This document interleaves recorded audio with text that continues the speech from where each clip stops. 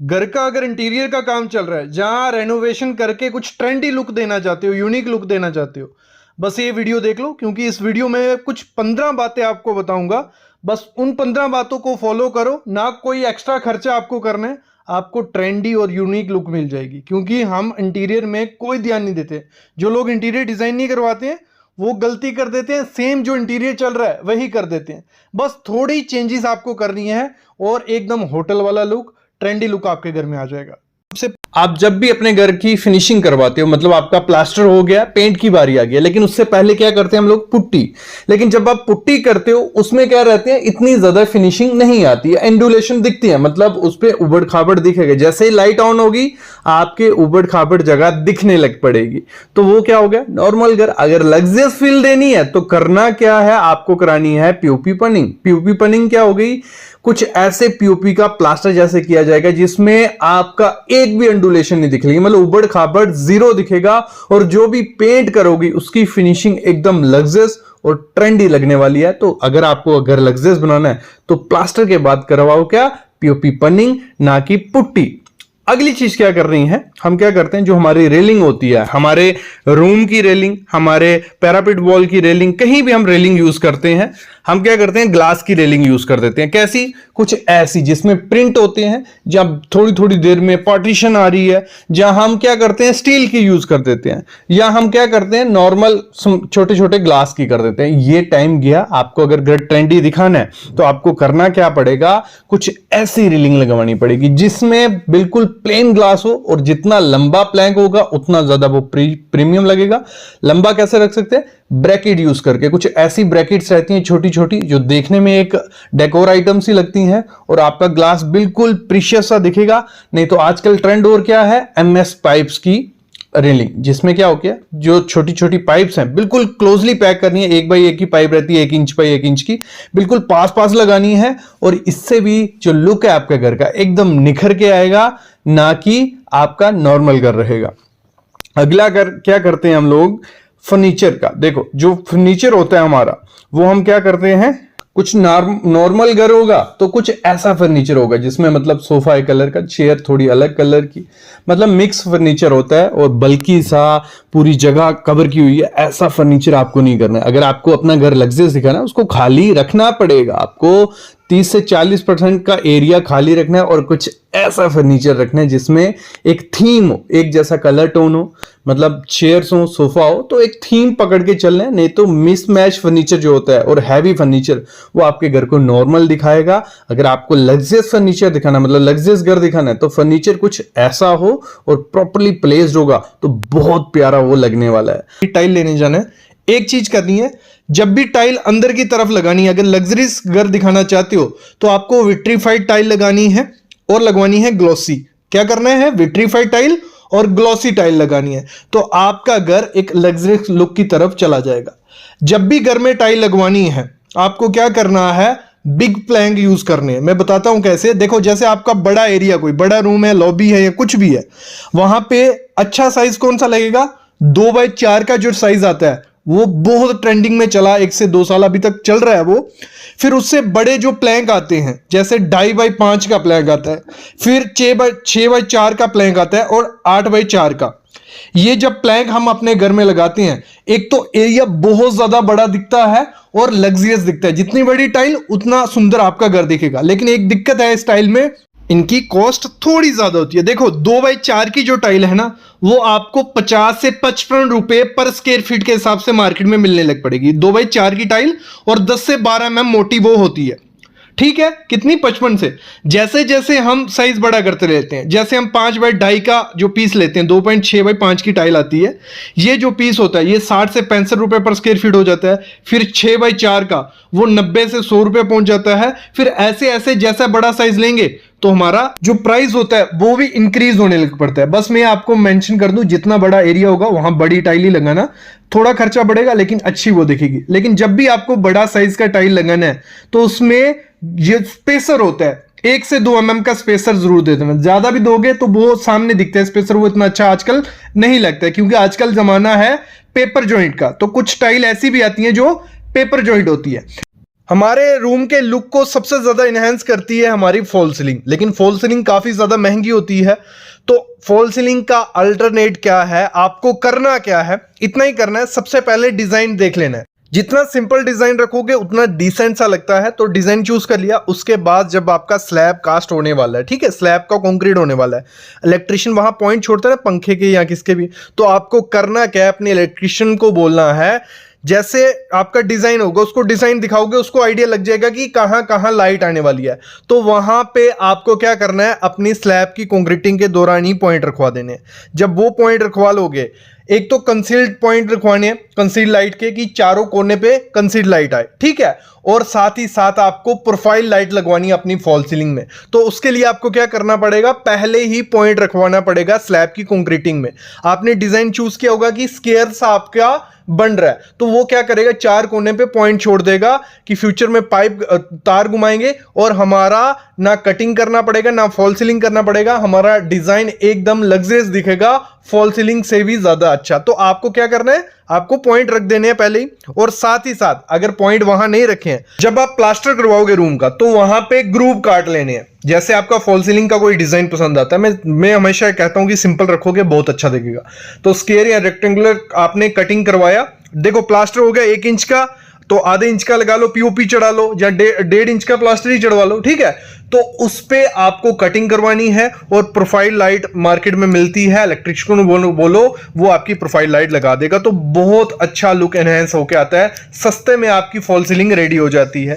और देखो अगर आपको चाहिए और एनहेंस करना है ब्यूटी को, तो अपने जो रूम का फॉल सीलिंग होता है उसमें कोब दे दो, जो चारों तरफ कोने पे रहता है कोब दिया रहेगा, तो लाइट भी अच्छी आती है और लुक और ज्यादा एनहेंस हो जाती है। तो कोब में ज्यादा खर्चा नहीं आता है, तो आप पूरे रूम में कोब दे दो, बीच में हमने प्रोफाइल लाइट दे दी, और कुछ हैंगिंग लाइट्स ऐड करनी है, मतलब हैंगिंग लाइट्स बीच में कहीं नहीं ऐड कर देनी है, जो आपका मेन वॉल होगी जिसको आप हाईलाइट करने वाले हो, जहां आपका बेड लगने वाला है, तो वहां पे आपको क्या करनी है, हैंगिंग लाइट का यूज करना है।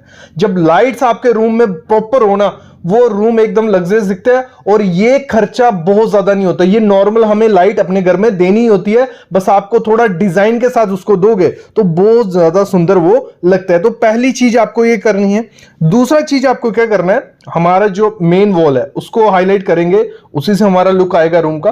तो जो मेन वॉल है, 3 ऑप्शन आपके लिए सबसे सस्ते ऑप्शन रहते हैं। पहला रहता है कि आप वॉलपेपर लगाओ, वॉलपेपर बहुत ज्यादा सस्ता आता है और बेस्ट ऑप्शन भी होता है, क्योंकि उसमें आजकल इतनी ज्यादा वेराइटीज आ गई हैं, वो बाकी पैनलिंग को फेल करते हैं, क्योंकि वो बहुत लग्जरियस से दिखते हैं। कोई भी होटल होगा, जहां कोई 5 स्टार होटल भी होगा, आपने देखा होगा वहां वॉलपेपर ही लगा रहता है बैक में, क्योंकि सस्ता होता है और एक प्रीमियम लुक देता है। तो आपको एक वॉलपेपर रखना है, कोई पेस्टल शेड, लाइट शेड रखना है, कि जितने डार्क चीजें रूम में यूज करोगे उतना खराब रूम दिखता है। तो जितना लाइट कलर्स रूम में रखते हो, रूम बड़े भी दिखते हैं और देखने में भी सुंदर लगता है। तो आपको वॉलपेपर रखना है पीछे।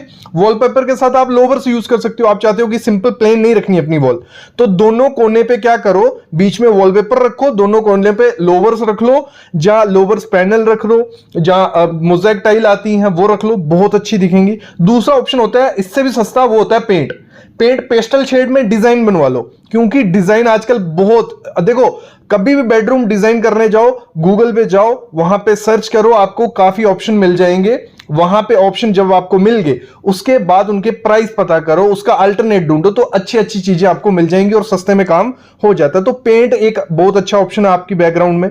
दूसरा मोल्डिंग भी बहुत अच्छा, मेरे ख्याल में प्रीमियम लुक अगर अपने रूम को देनी है तो मोल्डिंग से अच्छा सस्ता टिकाऊ चीज नहीं है, तो मोल्डिंग करवाओ।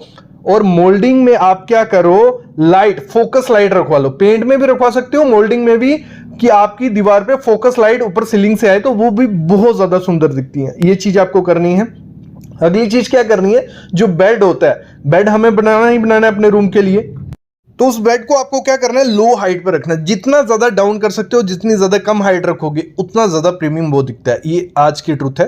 तो आपको लो हाइट वाले बेड लेने हैं, और साथ ही साथ आपका बजट का इशू है, तो आपको जो बैक उसका हेडबोर्ड जो रहता है, उसी में सिर्फ आप क्या करो, फैब्रिक लगाओ। और इस तरीके का डिजाइन बनाना, सिंपल सा डिजाइन हमें रखना है, कुछ नहीं, जहां ग्रेइश कलर यूज करो, जहां ब्लैक कलर या लाइट कलर यूज करो, और जो वर्टिकल पैटर्न्स रहते हैं, ठीक है, प्लस माइनस वाले ऐसे पैटर्न बनाने हैं, ये बहुत सुंदर दिखते हैं और लुक को एनहेंस कर सकते हैं। अगर पुराना बेड भी है उसका भी आप पीछे से फैब्रिक चेंज कर लो, बाकी लेमिनेट्स रहने दो, तब भी बहुत सुंदर वो देखने को मिलेगा, क्योंकि बेड बहुत एनहेंस करता है ब्यूटी।